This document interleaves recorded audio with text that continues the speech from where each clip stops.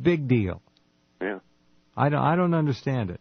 One pipe. We've got as much oil in one location in Alaska as Saudi Arabia has. We've got as much oil off the coast of Louisiana in one tract, according to the Cornell University Geology Department, as has been used since the beginning of the age of petroleum on the planet. That's one tract. However, we also have to look at things in a very fundamental level, at a resource allocation level, because we have to understand that, yes, there are indeed the potential for all kinds of offshore drilling, but you must recognize that if you drill offshore in geologically sensitive areas, that is to say that are prone to shakes and so on, that you're going to lose a lot of wells instantly with a good-sized snap and an earthquake, and we're due to go through a whole lot of those as we transit.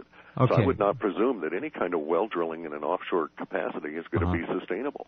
We have the estimates in North Dakota now have been just increased by, I think, 400% over what they were. The Canadian tar sands a little harder to get. Yeah. We've got a 400 to 500 year supply of energy at the current rate of consumption here in the United States. And that's all in coal, if we were to use that in an environmentally sane way. But all we really have to do is to spend a little bit of thought, because every single day, in I think 3.5 hours around the equatorial band of the planet, enough sunlight falls to power all of our cities for years. Of course, all we have to do is let the late murdered Stanley Myers knowledge out, and we go hydrogen-propelled vehicles, in a few months. It's all there. Alcohol, you can raise your own crops, sorghum. We had that issue on this program several times. Again, is a problem, because with all of the biocrops for fuel, you run into the issue of the top 6 inches. And that is to say, the whole planet, all of us in our billions, survive on a very narrow band of the top 6 inches of topsoil. Think about that, folks. Clif is so right, and I've said this for years. It's literally a matter of inches. At the top of this entire plane, if you look at it as a plane that we live on, the surface of the Earth, is a 4, 5, 6 inches of topsoil. That's where it's all at. It all happens right there. Take a shovel and go look if you don't believe me.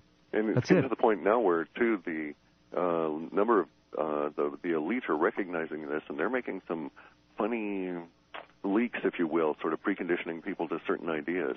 And in Canada, you'll note that there's a few ideas that are coming out, which I find very interesting anyway, just from an engineering viewpoint, of growing vast amounts of food in high-rises that are designed specifically for that purpose. Tell me more. Well, they've done some calculations that suggest that they could feed most of Canada, I think, in 46 or 47 buildings, if I remember the number right, but it's immaterial. It's under 100 of these tall high-rise structures that are self-recycling. They reuse a lot of the materials. They provide a 100% effective vegan diet, of course, artificially lit. How interesting. But the heating and the cogeneration takes some of the energy load off, et cetera. So it's actually quite fascinating. And it can be done for a reasonable capital cost that wouldn't exceed the amount that Canada is putting into their farms in any given, I think, 5-year period as it is now. How much longer? Go ahead, please. I say, but it means a radical transformation, and we may actually need that, and they may be preparing us for that, because we're going to be faced with some huge biospheric changes, no matter what anybody's view of 2012 is about. Our solar system is only 3.5 degrees wide in an astronomical sense. And our sun is about 0.5 degree wide. And in 2012, that sun is going to align with the ecliptic plane of the Milky Way in a way that is going to be potentially producing a huge amount of energies of unknown types, and we don't know what the effect is going to be on our planet. And if you look at from a very high-level Buckminster-Fuller resource analysis kind of view, you find some curious anomalies. The seed vault paid for by all these very wealthy individuals, 400 feet up above the current level of the sea, with what look to be port facilities, as though they expect a 400-foot sea level rise. And then the idea of building inland in Canada all these mega towers for food production, and then you tie it in with things like chemtrails and the resource allocation hunts that are on now for very high-end strategic materials, as you know, with China. The fact that we have China, India, and Japan out mapping the moon, especially the backside of it, all of these things combined say that there's there's a whole lot of people that know that the planet is facing crises at a level that will make our coming January crises that hit our particular populace here in the United States seem very small and tiny indeed. And we're going to be facing those crises in just a few number of years, probably 2 years. 2 years. 2010. The interest in mapping the moon is quite interesting. I don't know how many years ago it was that the U.S. Clementine project went up and did, in fact, map the moon, the entire moon, and that was a U.S. Navy project. So these folks are 20 years behind us in that regard, but there's something is certainly going on. We have so much in alternative energy that has been suppressed.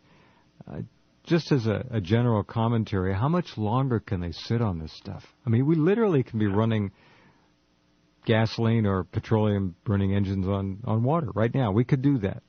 Yeah. I mean, it's here. Yeah. The issue, too, is I don't think how long they can continue because it's already breaking down.